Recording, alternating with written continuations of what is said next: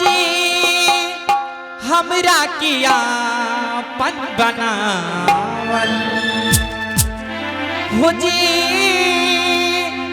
हमरा किया पन बनावल आज ही सता पद करेला जी पूछत रही कालिया से हो जी पूछत रही कालिया से आज ही रुबा पद करेला जी हमरा किया पन बनावल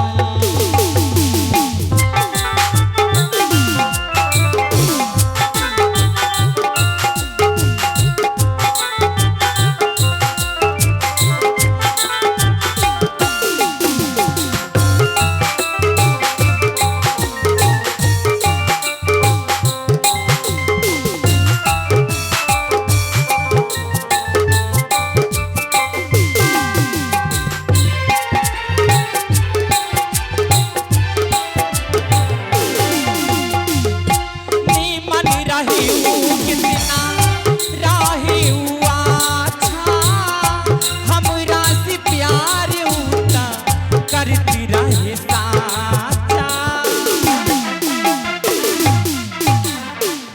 हेलो। ए सोनिया जी, हाँ जी। आपके इस नगमे का कदर करते हुए देखिए उद्योगपति आदमी आ गए। अच्छा जानती है कौन? कौन? ये भूत टेंट हाउस। भूत टेंट?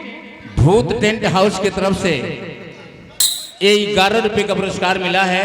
आप भूत टेंट हाउस को शुक्रिया लिहाजे में कीजिए। शुक्र नमस्ते करती हूँ और क्या कहती हूँ ओ मारा हो ए तहाड़ी